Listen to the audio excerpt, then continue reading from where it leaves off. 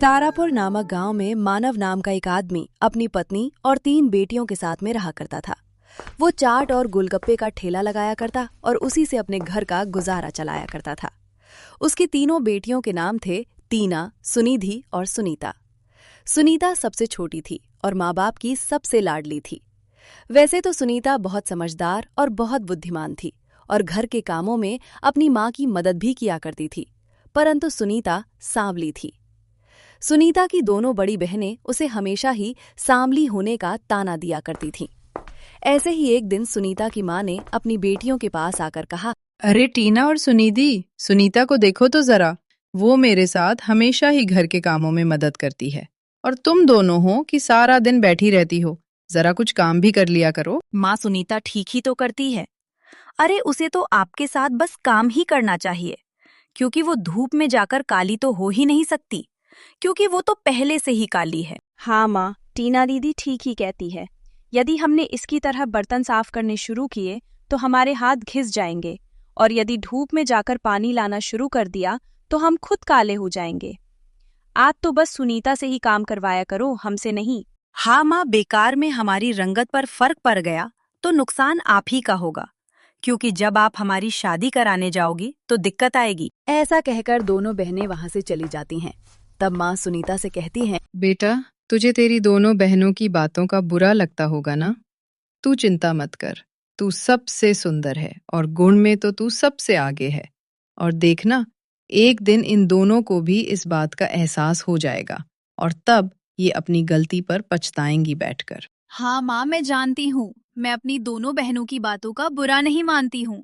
और माँ, वैसे भी मुझे घर के कामों में आपकी मदद करने से बहुत खुशी मिलती है, इसीलिए मैं आपके साथ काम करवाती हूँ। और ठीक ही तो कहती है, वो दोनों गोरी है, अगर धूप में जाएंगी तो काली हो जाएंगी। वैसे भी तू ही कह रही थी ना कि तुझे इन दोनों की शादी करनी है, तो माँ तुम भी इन दोनों की बातों को दिल से मत लगाया करो।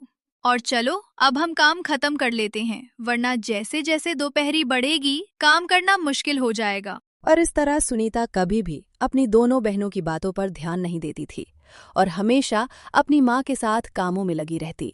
ऐसे ही सब कुछ ठीक चल रहा था, परंतु एक दिन मानव अपना ठेला बंद करके वापस घर आ रहा था। तभी रास्ते में उसका एक्सीडेंट हो जाता है और मौके पर ही उसकी मौत हो जाती है। मानव की मौत की खबर सुनकर उसकी पत्नी के सर पर दुखों का आसमान टूट पड़ता है। नहीं, आप हमें छोड़कर नहीं जा सकते। मेरे साथ साथ 3 बेटियों की जिम्मेदारी भी आप पर है। नहीं, आप ऐसे कैसे जा सकते हैं? मेरी नहीं तो अपनी 3 बेटियों के बारे में तो सोचते। माँ, हम तीनों है ना माँ, तुझे संभालने के लिए, तू चिंता मत कर। जैसे तैसे सुनीता ने सभी को संभाला। अब मानव का देहांत हुए लगभग 30 दिन बीत चुके थे। एक दिन टीना अपनी माँ के पास आती है और कहती है, माँ, घर का सारा राशन खत्म हो गया है, खाने को कुछ भी नहीं बचा। अब पिताजी तो रहे नहीं रहे जो कि वो हमें कमाकर खिला सके। आप बताइए माँ कि अब हमें क्या करना चाहिए? क्या चारा है हमारे पास जीने के लिए? बेटा, तुम्हारे पिताजी नहीं रहे तो क्या हुआ? मैं तो हूं ना। मैं दूसरों के घरों का झाड़ू पोछे का काम करूंगी और तुम सभी को खिलाऊंगी। तुम बिल्कुल भी किसी बात की चिंता मत करो। जब तक तुम्हारी माँ जिंदा है तुम्हें कुछ नहीं होगा। नहीं नहीं माँ, तुम्हें झाड़ू पोछा करने की कोई जरूरत नहीं है, मैं हूं ना। पिताजी की दुकान को मैं संभाल लूंगी। माँ, तुम ही तो मुझसे कहती थी ना कि मैं तेरा बेटा भी हूँ और बेटी भी, तो अब बेटा बनने की बारी है। तू चिंता मत कर, मैं आज ही पिताजी का ठेला वापस खोल लूंगी और उसे चलाऊंगी भी, और देखना वो बहुत अच्छा चलेगा। बेटा, तेरे जैसी बेटी तो बड़े भाग्य से मिलती है। मुझे तुझ पर पूरा भरोसा है। तेरे काम में तेरी बहनें भी तेरी मदद करेंगी। ये सुनकर टीना और सुनिधि एक दूसरे को देखते हैं और फिर टीना ने कहा, लेकिन माँ, इतनी तेज धूप में हम भला कैसे दुकान लगा सकते हैं? और माँ, तुम तो जानती हो ना कि हम काला होने से कितना डरते हैं। फिर तुझे हमारी शादी भी तो करनी है ना। यदि हम दोनों काले हो जाएंगे तो फिर कौन हमें पसंद करेगा? और इस सुनीता की तरह हमारी भी शादी होने में परेशानी आएगी। माँ, दीदी बिल्कुल ठीक कहती है, और फिर दीदी की जरूरत भी नहीं है। मैं अकेले ही पिताजी का ठेला संभालने के लिए काफी हूँ। पिताजी भी तो अकेले ही अपना ठेला संभालते थे। अभी वैसे भी वहाँ ज्यादा ग्राहक नहीं आते, तो इतने लोगों की जरूरत नहीं पड़ेगी। तो देखना माँ, मैं सब कुछ अकेले ही संभाल लूंगी। ऐसा कहकर सुनीता अपने पिताजी के ठेले को फिर से खोलना शुरू कर देती है। सुनीता गोलगप्पे और समोसा बेच रही थी और धूप लगातार बढ़ती जा रही थी। इस धूप में सुनीता को चक्कर आने लगता है। वो गर्मी से तप रही थी और सुनीता चक्कर खाकर गिर पड़ती है। आसपास के कुछ लोगों ने उसे उठाया और उसके ऊपर पानी का छिड़काव किया और उसे उठाकर बैठाया और बोलने लगे, अरे ओ सुनीता बिटिया, इतनी धूप में क्यों ठेला लगा रही है? तेरी नाजुक काया इतनी तेज धूप के लिए नहीं बनी है। जा बेटा, घर लौट जा, बेकार में तबीयत बिगड़ जाएगी तेरी। वो औरत ऐसा कहकर वहां से चली जाती है और उसके बाद सविता अब अपने मन ही मन में सोचने लगती है, नहीं नहीं, मैं घर कैसे जा सकती हूँ? मुझे तो इस कड़कती धूप की आदत डालनी ही होगी। मेरे घर में मेरे सिवा अब कमाने वाला कोई भी नहीं बचा है। मैं अपनी दोनों बहनों और माँ को ऐसे अकेले नहीं छोड़ सकती हूँ। मुझे उनके लिए कुछ न कुछ तो करना होगा। पिताजी भी तो कितनी हिम्मत करते थे और मैं भी उनकी बेटी हूँ। मुझ में भी उतनी ही हिम्मत होनी ही चाहिए। और यही सोचकर सुनीता फिर से गोलगप्पे और समोसे बेचने में लग जाती है और आवाज लगा लगा कर गोलगप्पे और चाट बेचने लगती है। गोलगप्पे खा लो, चाट खा लो, गर्मा गर्म चाट, मजेदार चटपटी चाट खा लो। ऐसी चाट और कहाँ? सुनीता की आवाज को सुनकर बहुत सारे ग्राहक उसके पास आते हैं। भले ही गर्मी जितनी थी, लेकिन सुनीता में जोश की कोई कमी नहीं थी। सुनीता सभी को गोलगप्पे और चाट खिलाती है। सुनीता के हाथों का स्वाद भी उसके पिता की तरह ही बहुत अच्छा था, क्योंकि वो सारी चाट और गोलगप्पे प्रेम पूर्वक से जो बनाया करती थी। ग्राहकों को उसकी गोलगप्पे और चाट बहुत पसंद आती है।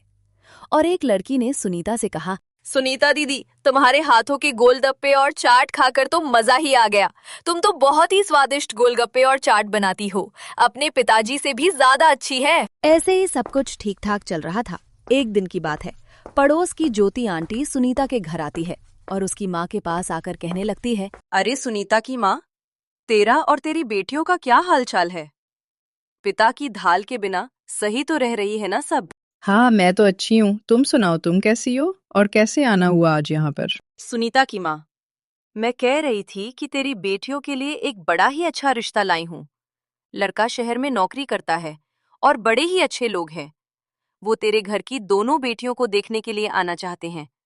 अगर बात जम गई तो तू अपनी एक बेटी का हाथ इस साल पिला कर ही देना और उसे उसके घर विदा कर देना। ठीक है, जैसी आपकी और प्रभु की इच्छा।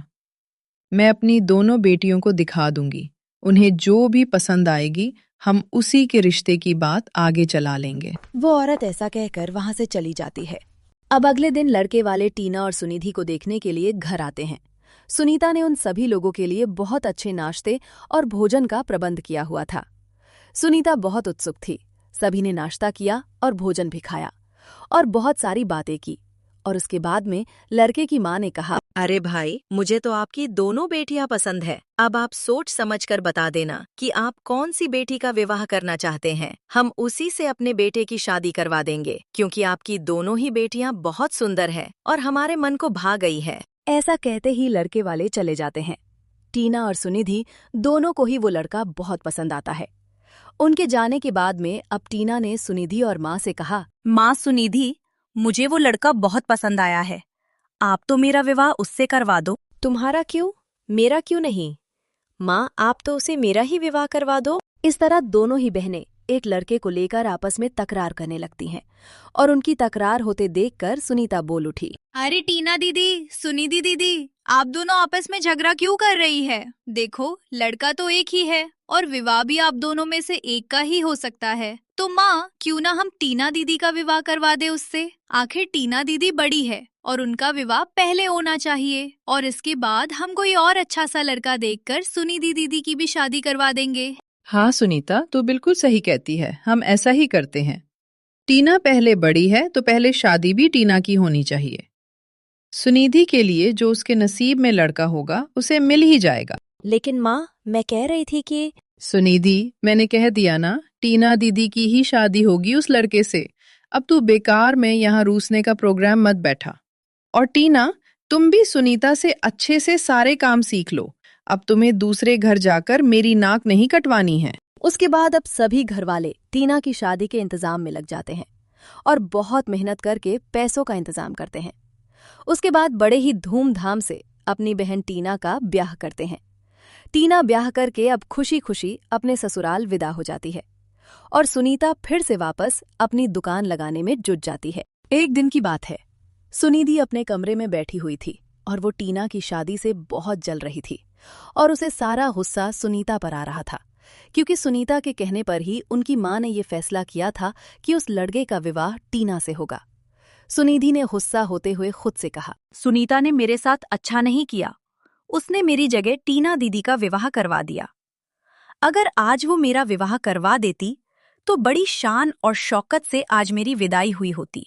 लेकिन कोई बात नहीं, मैं उस सुनीता से इसका बदला जरूर लूंगी। वो काली कलोटी मेरी बहन जिंदगी भर याद रखेगी कि उसने मेरे साथ कितना गलत किया है और इसका हर परिणाम तो उसे भुगतना ही पड़ेगा। अगले दिन सुनिधि सुनीता के पास गई तो सुनीता गोलगप्पे और चाट का मसाला तैयार कर रही थी। तभी सुनिधि ने भोली सूरत बनाकर सुनीता से कहा, सुनीता, तुम क्या कर रही हो? लाओ, मैं भी तुम्हारी मदद करवा लेती हूँ। ऐसा करो, ये मसाला तो मैं बना देती हूँ, तुम कोई और तैयारी कर लो। सारा दिन तुम अकेले इस ठेले पर खड़ी रहती हो, हमें भी तुम्हारी थोड़ी मदद करवा लेने दिया करो। अरे दीदी, आप मेरी मदद करोगी? मुझे तो बहुत खुशी हो रही है। ठीक है, आप ये मसाला तैयार करो, तब तक मैं बाकी की काम अच्छे से देख लेती हूँ, ताकि जब ग्राहकों की भीड़ लगे तो उन्हें किसी भी तरह की कोई परेशानी न हो और सारे ग्राहक हमारी गोलगप्पे और चाट आराम से खा पाए। और ऐसा कहकर सुनीता चली जाती है और सुनिधि चुपचाप से सुनीता के बनाए हुए मसाले में मिलावट कर देती है। अब सुनीता ठेला लेकर चली जाती है और गोलगप्पे और चाट बेचने लगती है। उसकी दुकान पर बहुत ही जल्द ग्राहकों की भीड़ भी जुट जाती है। बहुत सारे लोग गोलगप्पे और चाट खाने के लिए आते हैं। अब शाम के समय सुनीता की ठेले पर अचानक ही एक पुलिस ऑफिसर आता है और वो पुलिस वाला बोलता है, सुनो, सुनीता तुम्हारा ही नाम है। हाँ जी इंस्पेक्टर साहब, मेरा ही नाम सुनीता है। बताइए, कोई बात हो गई है क्या? सुनीता, तुम तो गोलगप्पे और चाट बेचती हो। मैंने सुना है कि उसमें मिलावट करती हो।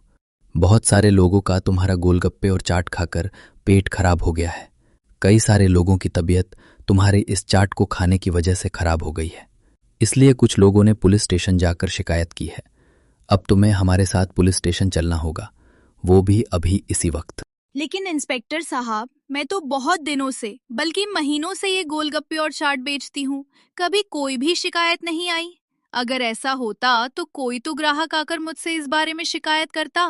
मैंने अपने गोलगप्पे और चाट ने कुछ भी मिलावट नहीं की है साहब। इसका फैसला तो पुलिस स्टेशन जाने के बाद ही होगा। ये सब कुछ मैं तुम्हें अभी यहाँ पर नहीं बता सकता।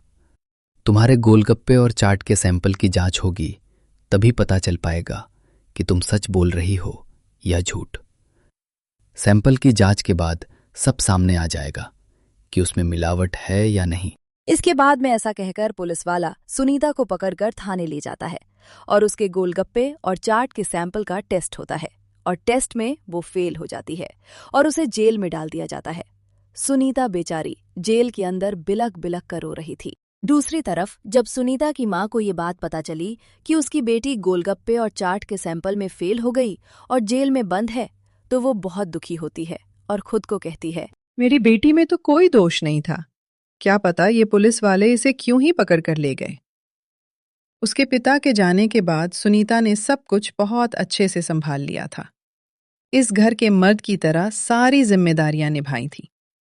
लेकिन अब मेरी बच्ची जेल चली गई है, ना जाने घर का खर्चा कैसे चलेगा। सुनिधि बेटा, अब तो तुझे ही दुकान लगाकर घर के खर्चे को संभालना होगा। सुनीता की जमानत भी करवानी होगी और उसके लिए पैसे भी तो जुटाने हैं। ये क्या कह रही हो माँ?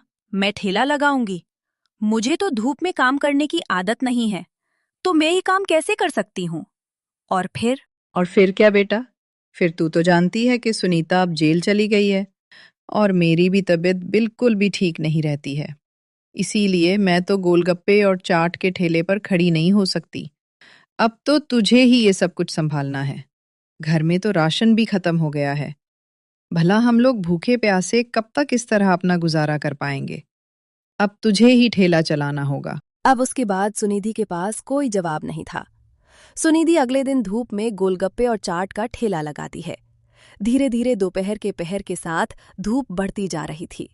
सुनिधि को बहुत तेज गर्मी लग रही थी। वो बार बार पानी पीकर अपनी प्यास बुझा रही थी। आखिर में सुनिधि को चक्कर आ जाता है और वो गिर पड़ती है।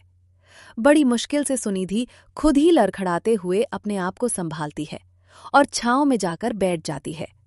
फिर बाद वो अपने मन में सोचती है, हे भगवान, ये मुझे क्या हो गया? मैंने सिर्फ एक दिन ये ठेला लगाया और मेरी इतनी तबीयत खराब लग रही है कि मुझसे ये काम ही नहीं किया जा रहा। और मेरी बेचारी छोटी बहन हर दिन ठेला लगाकर हम लोगों का खर्चा उठाती थी। यहाँ तक कि उसने बड़ी बहन की शादी भी करवा दी। मैंने ही बहुत बड़ी गलती की।